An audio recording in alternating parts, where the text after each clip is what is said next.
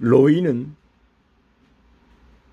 비대증의 원인이 된 여러 종류의 합병증에다 심장마비로 36세 나이에 죽었다는 부음을 나는 근래 들었더랬다.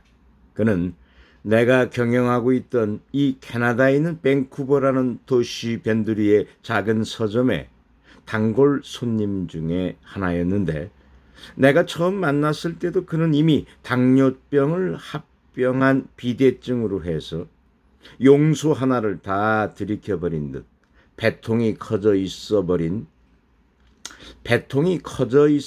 까닭에 부은 그 손으로 바지를 줄곧 축혀 올려야 했고, 황토밭으로 내리는 비 같은 땀 닦기에 앞섭이며 소매자락이 상복만큼 젖어 있곤 했었다. 그는 한 번도 남에게 고용되어 본 적이 없다고 했으니, 그보다도 훨씬 더 젊었을 때도 그는 남의 일을 솜씨 있게 거들어주고 생계도 유지할 수 있었을 그런 육신적 조건을 구비하고 있지는 못했던 것이 아니었는가 하는 것은 쉽게 짐작할 수 없었던 것은 아니었으나, 나로서는 그러나 저보다 홀쭉해 있을 수도 있었을 로이는 상상할 수가 없었다. 그의 입을 통해 들었기로는 그는 대학을 둘씩이나 졸업했더랬는데, 한 곳에서는 정치학을, 다른 데서는 역사학을 공부했더라고 했다. 왜냐하면 대학을 하나 졸업했으나 일자리를 구할 수가 없었던 까닭인데, 어찌됐든 학교 문턱만 넘어섰다 하면 난 언제나 참 편하다는 생각을 했었더라고. 과목을 바꾼 건 난 정치학에 매우 넌더리를 내고 있었고, 그러자니 도저히 계속해 볼 것 같지가 않더라 이 말이지. 그것이 로이가 대학을 둘씩이나 졸업하게 된 이유였었다. 이렇게 되자니 학교와 관계된 속물도 있다면 나도 그 중에 하나일 것이라는 믿음이 들더군. 그리고 그는 하마만큼은 큰 웃음을 웃었다. 그는 아무리 졸잡아 말한데도 320, 30파운드는 넘을 거구를 해갖고 있어. 그가 나의 작은 서점에 들어설 때마다 나의 느낌은 어땠는가 하면 작은 웅덩이에로 다 자란 하마가 쳐드는 듯 했으며, 그리고 그가 서점의 한 골목을 떡 차지해 그만의 어떤 몽상에 잠수를 하고 있으면 그러는 동안은 책방의 냄새도 실제로 웅덩이와 다르지 않았었다. 와, 어떻게 이런 표현을 하나.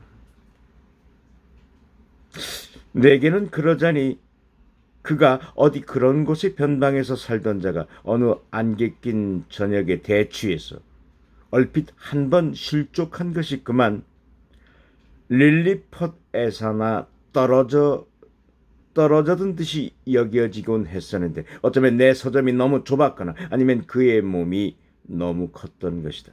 나중에 알고 보니 그것은 그런데 내 서점뿐만 아니라 이곳 주 정부까지도 그가 이 주내에서 활동하기에 너무 육중한 데다 너무 크다고 알았던 듯하여 정기적으로 그에게 사회복지금을 지급하고 있었으면서도 일하기를 강요치 않고 있었던 듯했다.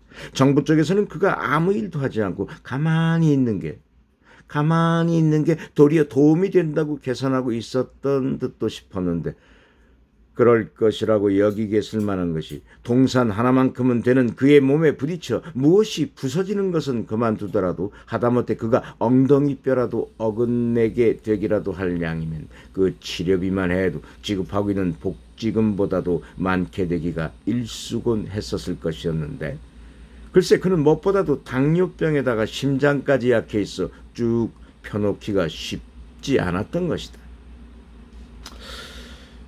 그 점을 그는 정부에서 정기적으로 보내주는 생활비에 정기적으로 아니면 사흘이 멀다 하고 의사실을 드나들어 진정제 처방을 받기에 충분할 만큼 통증을 둘러대고, 당시 로이는 발목을 삐어 쌍지팡이에 의지하고 있었는데 이 진정제를 얼마나 복용을 했든 혀가 굳어 말도 잘 못하곤 했었더랬다. 그는 또한 알약의 모습을 띤 지옥 또한 타목하고 있었던 듯 했다. 그런 나름으로 건강하게, 그리고 물론 배고프지 않고 헐벗지 않게 살며 아무 일도 하지 않기로써 참 애국하는 삶을 살았던 것이다. 그런 대신 그는 자기로서는 결코 원하지 않았다 해도 그의 삶에, 그리고 역사의 현장으로부터 자꾸 떠밀려나 그 육중한 몸으로도 풍선 모양 부패하기 시작하고 있었다는 것도 고려는 해둬야 될 것이었다. 기가 막히네.